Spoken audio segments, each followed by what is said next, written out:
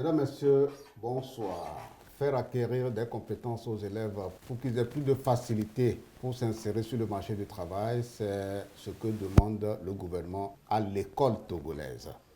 Et je reçois pour vous deux élèves. Ces élèves viennent de OPEM. OPEM, c'est l'Observatoire panafricain pour l'école et les métiers. Eh bien, ces deux élèves ont travaillé en équipe pour soutenir des projets. Et ces projets montrent que si ces compétences que ces élèves ont acquises, si c'est la même chose au niveau de tous les élèves togolais, eh bien, ces élèves sortiront des créateurs d'emplois et non des demandeurs d'emploi. Et nous allons voir au cours de cette émission ce que ces élèves-là ont pu concevoir et qui sont en réalité des réponses aux besoins de la population. Débat thématique, c'est dans un instant.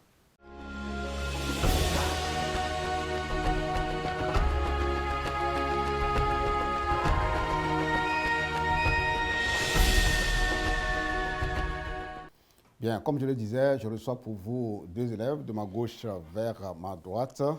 Le premier, il s'appelle Abba Komivi Charbel. Bonjour ami, bonsoir. Bonsoir, monsieur. Comment tu vas? Ça va bien. Tu es en quelle classe? Je suis en 5e ST à Open. Très bien. Tu peux me dire pourquoi tu as choisi de faire la ST au lieu de faire une autre spécialité?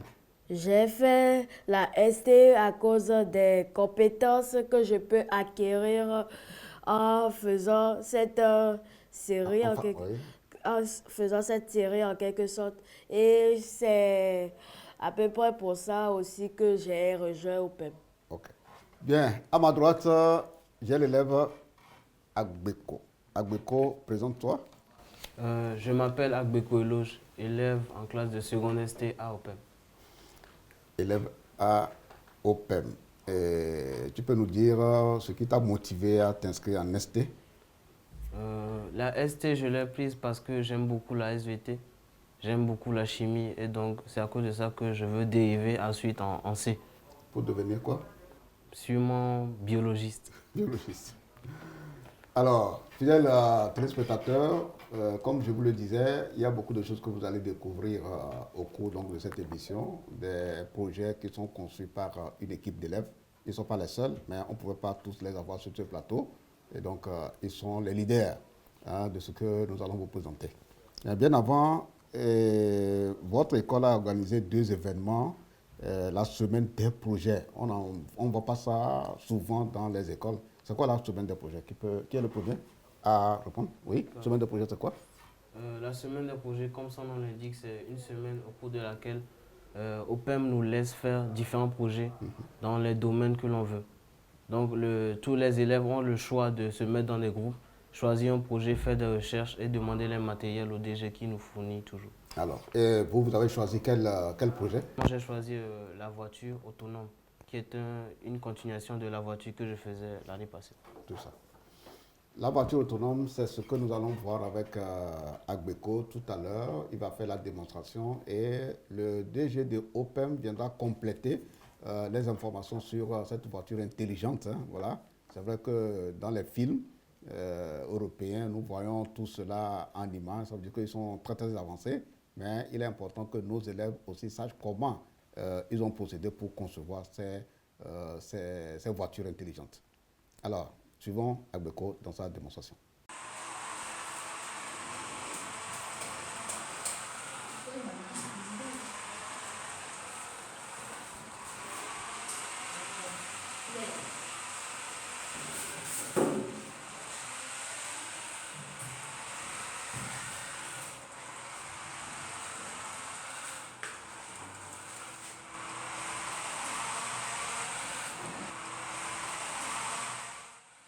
Ce véhicule robot automatisé est déjà dans sa deuxième phase. L'année passée, on avait élaboré le premier prototype qui a connu une grande amélioration cette année, où on a un capteur ultrason qui sert comme des yeux en fait sur ce véhicule. Dès qu'il détecte un obstacle, il change de direction. L'utilisation de ce modèle est très intéressante, très pratique. D'abord, il faut savoir que c'est un élève de la seconde sciences et technologies qui a réalisé ce projet avec l'aide d'un élève de la terminale. Cet élève a réussi à son BEPC l'année passée avec 19,43 de moyenne et qui a développé des compétences de fabrication de ce véhicule. C'est quelque chose qui peut être étendu en fait sur le territoire togolais et sur le continent africain. L'éducation, c'est un défi. Le défi consiste en fait à développer des compétences pratiques. Donc l'année prochaine, nous avons déjà une autre étape supérieure de ce modèle que nous allons vous présenter encore dans un an, qui sera doté des fonctions beaucoup plus étendues. Dans une zone où on ne peut pas envoyer l'humain, on peut envoyer ce véhicule, par exemple, pour pouvoir desservir ou remettre du médicament à quelqu'un qui a une maladie contagieuse, par exemple, sur des terrains de guerre, sur des zones de protection, dans des hôtels, par exemple. C'est comme un robot complètement automatisé qui peut se déplacer, aller livrer des services. En fait, l'utilisation de ce matériel est d'une importance considérable. Ce sont les bases fondamentales du développement et les élèves doivent, dans tout ce pays, en fait, acquérir des compétences de telles que ce que ECOE a disposé ici pour pouvoir mettre en place de telles maquettes que nous avons besoin. En dehors de la maquette en tant que telle, c'est la capacité que l'enfant dispose de pouvoir identifier un besoin et de proposer en fait une solution purement industrielle. Voilà les prémices, les bases, les fondamentales pour le développement industriel. Je crois que vous avez suivi avec beaucoup d'attention les explications, surtout les explications données par le DG, qui démontrent que nous avons un réel défi à relever dans nos systèmes éducatifs. Comme je l'ai dit dans l'introduction, le gouvernement recommande à l'école togolaise, aux enseignants togolais, à ceux qui conçoivent les programmes, à ceux qui forment même les enseignants, de faire en sorte que l'éducation scientifique, surtout sur les sciences, technologies, ingénierie et mathématiques, ne soit plus théorique. Alors, pour que ce ne soit plus théorique, en tout cas, on en viendra parce qu'il y a un grand travail qui a commencé par la conception d'un document ce document fera l'objet de plusieurs émissions. Ça, je vous le garantis parce que j'ai pris part à la validation de ce document et le contenu est si riche que si tout cela est appliqué, eh bien, nous allons voir dans toutes les écoles togolaises ce que vous venez de voir avec Agbeco et le DG de OPEP. Mon cher ami Abba, toi, tu as participé à quel projet dans ton école lors de la semaine des projets? Moi, j'ai participé à un projet qui s'appelle Bras robot hydraulique. Bon, nous, on n'est pas à la deuxième étape, on est à la première étape. C'est la première fois en quelque sorte qu'on a fait ce projet. Mais si on est déjà à notre deuxième année à OPEP, c'est la première version de notre projet. Donc, ici, on a la partie commande et ici, on a la partie puissance, ou la partie où on voit le bras, en fait, faire les choses, soulever des charges et autres. Tout à fait. Alors, comme il vient de l'expliquer, nous avons enregistré Abba et son directeur. Il a fait la démonstration de ce que vous voyez sur le plateau tout à l'heure, là. Tout ce que vous voyez ici, eh bien, la démonstration a été faite et nous allons suivre Abba et le DG de OPEM nous éclairer sur les éléments qu'ils ont utilisés pour pouvoir concevoir ce bras hydraulique. Nous sommes devant un deuxième projet élaboré par les élèves de la 5e. Précédemment, on était en seconde et terminale. Les élèves de la 5e, 12 ans, qui ont élaboré un robot hydraulique. C'est un bras mécanique en fait, un bras hydraulique élaboré par Abba, 12 ans, en 5e, et qui a passé de la 6e en 5e avec plus de 19 de moyenne. Agounion, en 5e également, qui a passé de la 6e en 5e avec plus de 16 de moyenne. Donc, nous sommes dans le cadre de la semaine des projets à OPEM. Donc, à OPEM, nous avons une semaine que nous consacrons uniquement à l'élaboration des projets. Donc, chaque élève de la 6e jusqu'en terminale est appelé à réaliser un projet. Donc, ce sont les élèves eux-mêmes qui ont identifié les besoins et ils se sont dit qu'ils vont fabriquer un bras mécanique. Donc, ce bras que vous avez ici, c'est une maquette, mais qui a une grande utilité en fait. Vous avez une mâchoire qui permet de prendre n'importe quelle charge et de pouvoir les déposer en fait. Ce dispositif peut être réalisé à échelle nature, à l'échelle réelle nature, pour pouvoir réellement être d'une application au port autonome de Lomé, à Pia par exemple, sur la plateforme industrielle d'Adétikopé et à plusieurs endroits, à l'aéroport par exemple en fait. Voilà. Et l'autre chose à voir, c'est que l'utilisation de ce bras n'est pas limitée en fait au déplacement des charges. On peut remplacer la mâchoire par exemple par une pelle, et on a donc une pelle mécanique qui peut permettre en fait de creuser les sillons au lieu de voir des jeunes en train de piocher pour pouvoir faire des sillons pour déposer les câbles électriques ou des fibres optiques ou des tuyaux hydrauliques par exemple. On a une pelle mécanique qui peut creuser facilement et qui permettra de disposer ces conduits d'électricité ou de tuyaux. Nous pouvons également utiliser ce dispositif pour pouvoir désherber, pour pouvoir tailler en remplaçant la mâchoire par une scie par exemple. On peut l'utiliser à plusieurs domaines en fait.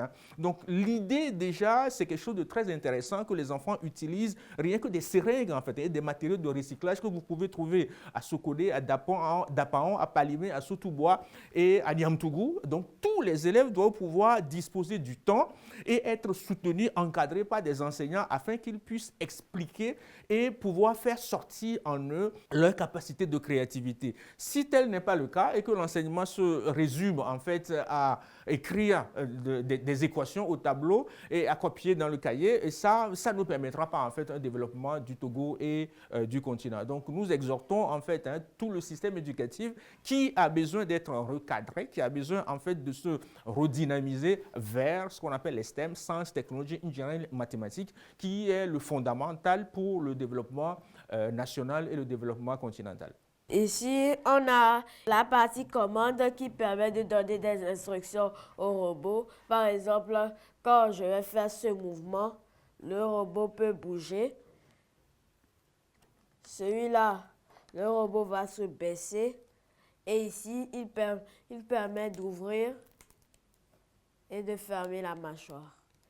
Ici, il permet de s'incliner, revenir. Et ce sont les 4 commandes qu'on a. Et chacune de ces commandes est reliée à une seringue qui permet de faire le mouvement sur le robot. Ici, on a plus du bois. On a utilisé principalement du bois. Et du carton ici pour l'espace. Et on a les seringues. On a aussi utilisé des tiges de fer pour relier les seringues ici et à ce niveau. À chaque partie, c'est quasiment la même chose. Et on a aussi utilisé des petites tiges de bâton pour avoir le mouvement. Au niveau du bras, on a une petite commande pour le mouvement. Quand la seringue pousse, ça se pousse ici et ça fait bouger le bras, le bras robot. Ici, on a plusieurs seringues qui sont disposées sur le bras. On a utilisé des tiges pour les fixer, chacune d'entre elles au bras. Et on a aussi utilisé des attaches pour les fixer aux secondes tiges, ce qui permettrait à ce qu'elles aient une disposition bien inclinée. On a utilisé des mesures, par exemple, ici de base c'est 26 cm, ici c'est 20 cm. Ici, c'est 13 cm. Et il y a aussi une petite pile ici qui sert de support au support du bras et le bras même. C'est ce qui permet à ce que on ait un bras qui puisse bouger de façon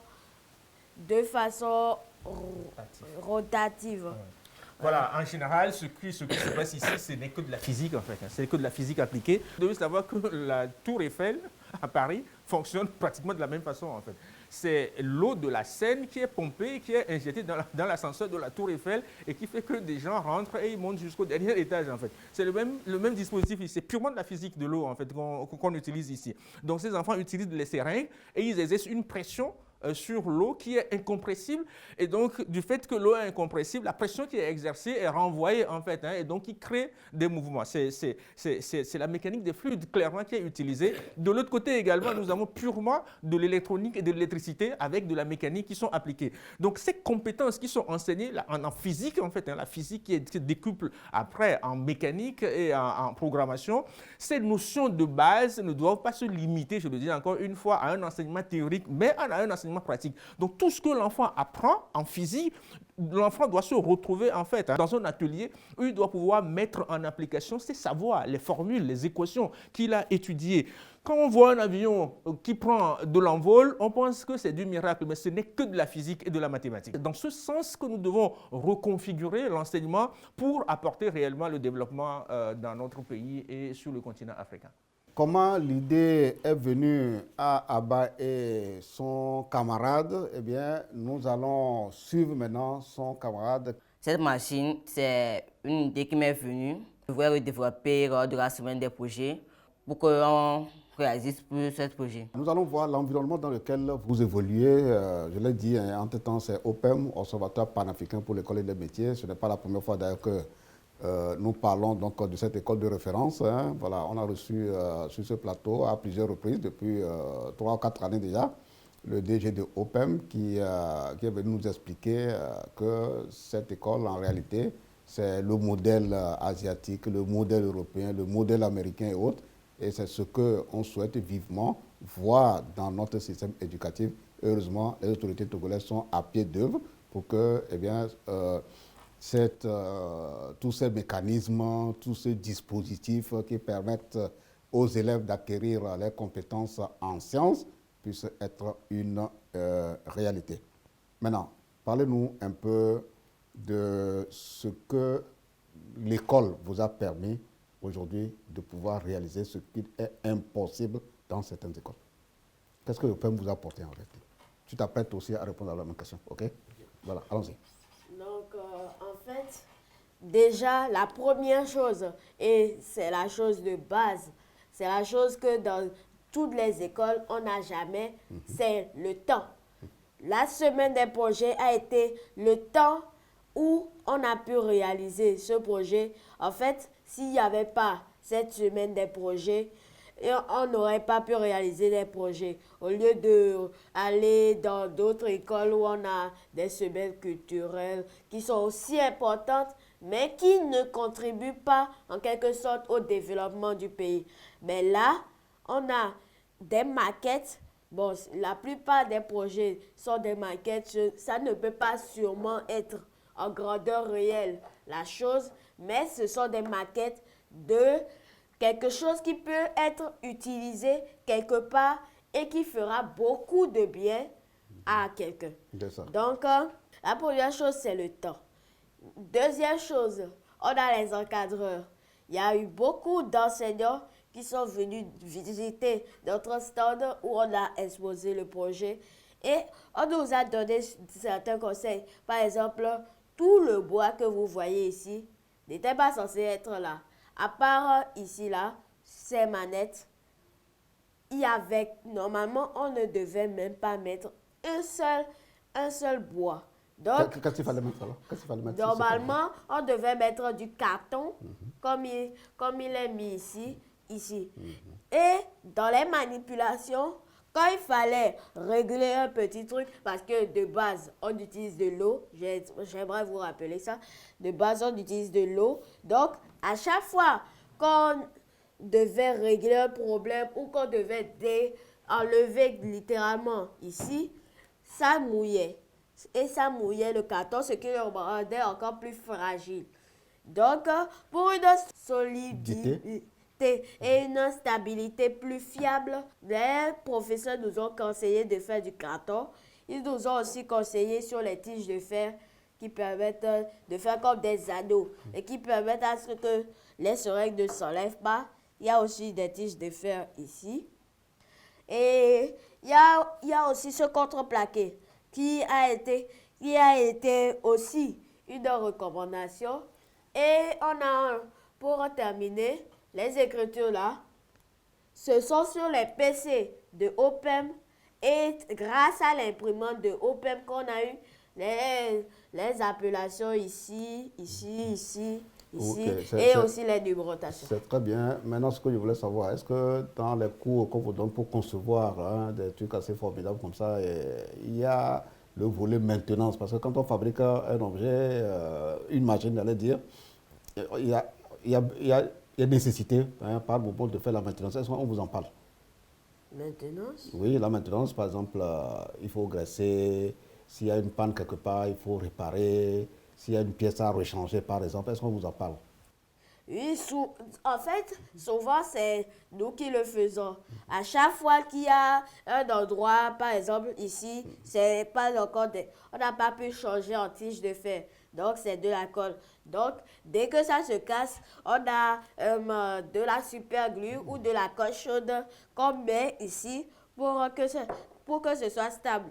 Et c'est en fait, c'est pour éviter ces problèmes que au départ, on avait mis les tiges de fer ici et ici. En fait, au départ, ils étaient tous comme ça.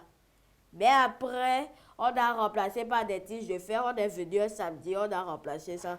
Mais ici, comme ça ne s'enlevait pas, on s'est dit de laisser. Mais au bout d'un moment, il fallait que ça se gâte. Donc ça s'est gâté. Et on a dû recoller. Ok. Merci. Agbeko, alors, est-ce que toi aussi tu as participé à d'autres projets en dehors de ce que tu nous as montré entre temps? Est-ce que tu as participé à d'autres projets? Non, pas vraiment. C'est un projet qui nous a pris beaucoup de temps. On n'a même pas pu finir à temps, du coup, on a rattrapé certains jours. Alors, quand on vient au PEM lors de la semaine des projets, quels sont les autres projets qu'on peut découvrir? Puisque nous, on n'a pas eu la chance de venir voir les stands, on n'a pas eu la chance de venir voir tout ce qui a été construit par d'autres élèves, autres que vous qui êtes aujourd'hui sur le plateau. C'est Abba qui maîtrise vraiment le projet, mais il y a un projet que je voudrais vraiment citer qui n'a pas été amené ici, c'est le projet de réfrigérateur de Benjamin. Grâce à son propre système, il a pu créer un réfrigérateur qui marchait de façon optimale et qu'on aurait vraiment voulu pouvoir amener, mais on n'a pas eu cette occasion. Ce serait pour une prochaine fois. Oui. Alors, maintenant, avant que ton camarade ne prenne la parole, dis-moi, en quoi tout ce que vous concevez lors des semaines des projets contribue ou peuvent contribuer au développement? Tout d'abord, ces projets permettent déjà de conscientiser d'autres élèves qui sont dans d'autres écoles que nous ne sommes pas spéciaux et qu'à partir de la connaissance et du matériel qu'on nous fournit, on peut tous réaliser ces projets. Ça, c'est de 1. Et avec des esprits conscientisés comme ça, on peut tous participer dans nos différentes localités à un développement. C'est-à-dire que là, ce sont juste des maquettes.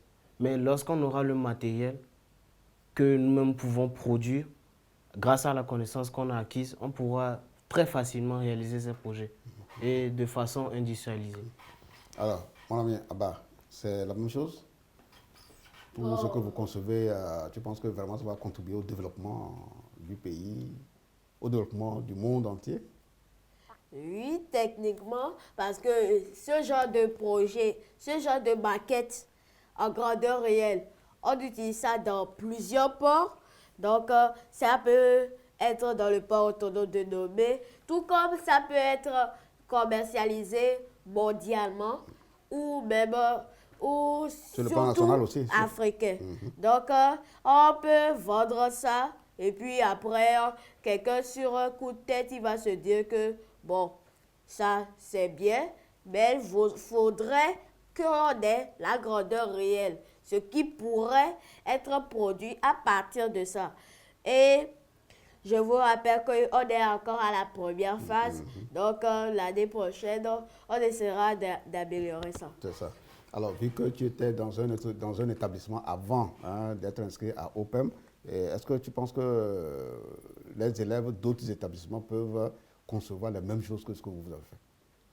Bon, à ce niveau-là, il faut parler connaissance. Parce que si tu n'as pas la connaissance et si dans ton esprit tu n'es pas créatif, à aucun moment tu vas penser à faire une maquette d'un bras robot hydraulique et puis tu vas te dire que ouais, c'est bien. Donc, déjà, il faudrait que les autres établissements ils donnent le temps. Après, il faudrait un bon encadrement et pour finir les matériaux.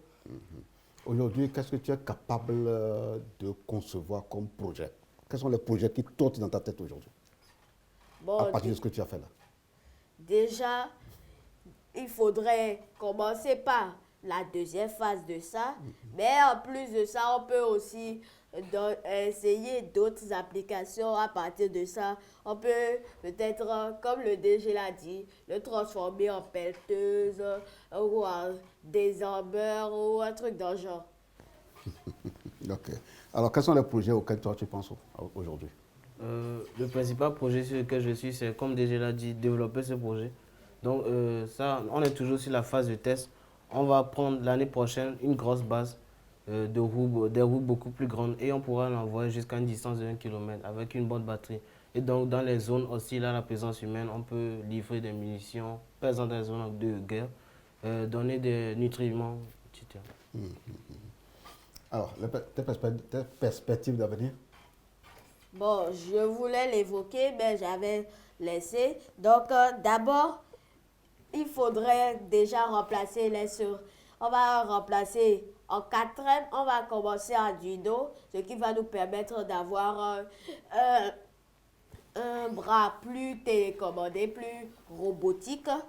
Et on va remplacer les seringues par les vérins pour peut-être exploiter la pression de l'air à la place de l'eau ou bien même d'un autre liquide comme l'essence et l'huile qui traînent partout et que personne n'utilise. De ça. Alors, nous tendons pratiquement vers la fin de cette émission. Moi, j'ai été vraiment très impressionné par ce que vous avez conçu là. Est-ce que tu peux manipuler pour qu'on puisse voir un peu comment le bras, les mouvements du bras? Ok. Donc, ici, on peut faire bouger le bras. Ici, on va baisser. Je vais essayer de prendre cette maquette d'un conteneur.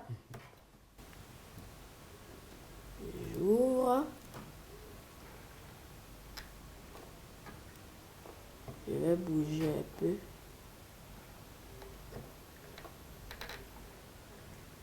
Bon, je vais ouvrir. Et voilà. Maintenant, je vais fermer. Je peux remonter. Ah oui. Et je vais par ici. Je descends. J'ouvre. Je ferme. Je remonte. Et je repars. De cette manière, on peut prendre peut-être 3-4 conteneurs en les clignant de cette façon, ce qui permettrait de les prendre un peu plus vers le derrière. Voilà, comme ça. Merci. Alors, nous sommes pratiquement arrivés à la fin donc, de cette... Oui, tu avais déjà parlé des autres projets, non? Les autres projets auxquels tu penses, ou bien qui sont réalisés à Open? Lors de cette semaine des projets, on avait fait... Il y a eu un distributeur de liquide qui a été fait par d'autres élèves de ma classe. Aussi un ascenseur. Les filles sont aussi capables de concevoir tout cela. Elles sont impliquées dans les projets? Justement, le distributeur de projet dont je venais de parler a été fait par les 3 filles de notre classe. Les 3 filles ont été impliquées dans le même projet et c'était le projet en quelque sorte que si ce projet n'avait pas été réalisé et que le projet avait été finalisé parce que au final, ça n'a pas vraiment pu marcher. On n'a pas pu avoir un liquide qui tombait dans le verre. Mais si ça avait pu être réalisé et que ce projet n'avait pas pu être finalisé, je pense qu'on aurait pu envoyer 1 ou 2 filles qui auraient présenté ce projet-là. Prochainement, on va les avoir sur le plateau. Okay. C'est un distributeur de liquide. Toujours dans notre classe, on a un ascenseur qui est une maquette comme notre maquette qui permet à l'ascenseur de monter et descendre. Tout à fait. Et Maintenant, je vais partir en haut. On va en quatrième. On a un simulateur d'équipe solaire qui permet à ce que on voit, en quelque sorte, pour ceux qui n'ont jamais vu de leur vie. Par exemple, moi, je n'ai jamais vu une équipe solaire.